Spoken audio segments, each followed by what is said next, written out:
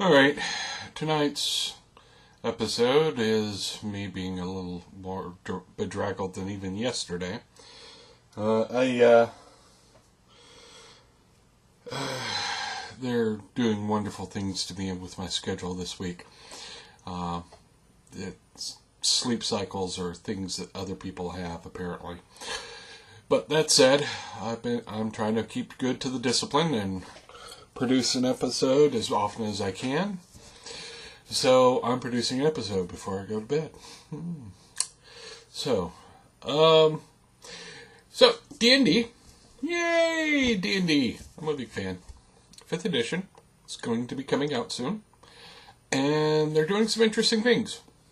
First off, they're releasing the basic rules on PDF. Now, as I understand that this is the basic rules, there are a number of things that you will find in the books that are not going to be there. This is just going to be, here's some monsters, here's some DMG stuff, here's like 4 races and 4 classes, none of the variations, none of the oddities. This is just the basic core rules. And they're releasing it on PDF, which is cool, because that means you can play D&D without having to buy the books.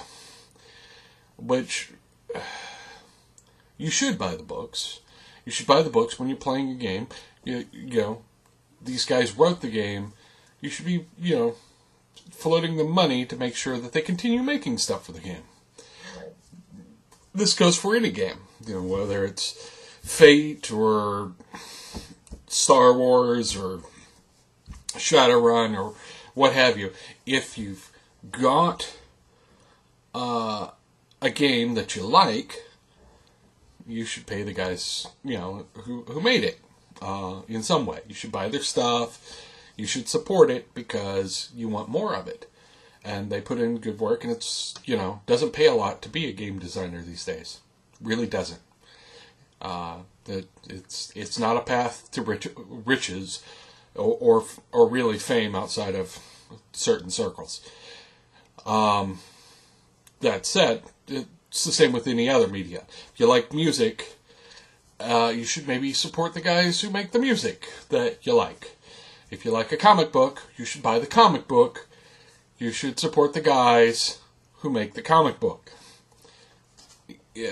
Whatever your thing is, if they're making it and you like it, you should pay for it in some manner. It's okay if you don't have money to support in other ways, but you should support them. Sorry, tangent there. D&D, they're going to have a PDF of the core rules, which is kind of awesome.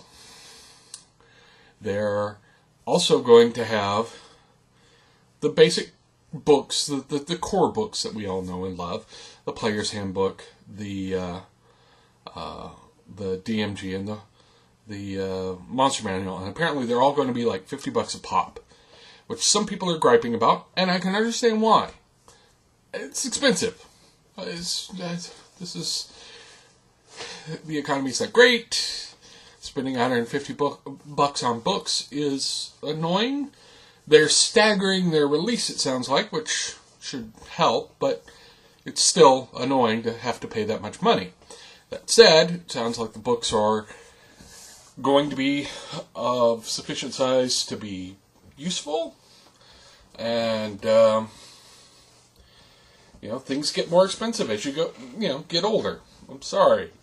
Things get more expensive as you go along.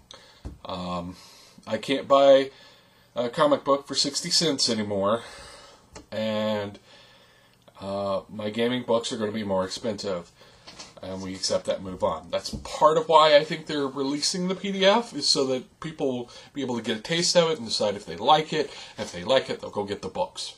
So that's the thinking I think they went with, and it seems like a good plan to me. They're also releasing a starter set, which allows you to do the first 5 levels.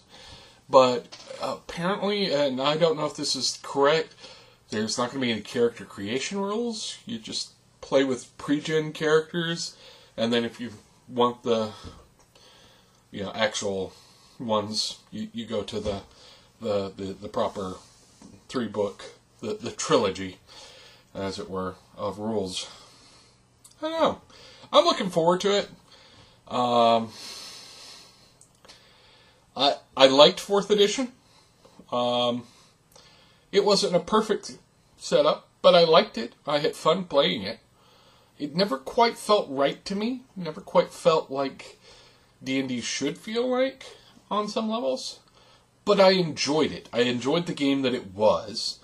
And I had fun playing it, and I don't begrudge it. But towards the end, they kind of got a little confused as to what they were doing with it. The Essentials line came out, but that sort of petered out, and I guess that's because they knew 5th edition was coming down the pike. I don't know.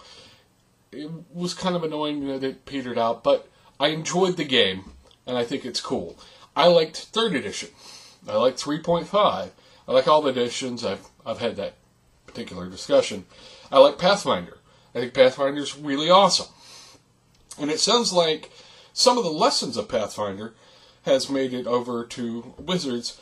Apparently, they're taking the idea of the factions in organized play that Pathfinder uses in their organized play. They're going to use something similar in the D&D organized play, which would be cool. I think that's a neat idea to add some sort of meta level to be able to change things over time. So, I'm excited about what's coming down. I look forward to it. I hope that it is awesome as I want it to be. And, and if it's not, I can go back to playing other systems. That's the one thing I always hated about the edition wars. People are like, well, that's awful, and, just sort of ranting about it. And it's not like those previous game books suddenly stopped working. Like, you didn't pick them up and go, well, the text is gone. No. If you like the editions you're playing in, and the new edition comes out, and you don't like it, don't play it. It's cool. Vote with your money.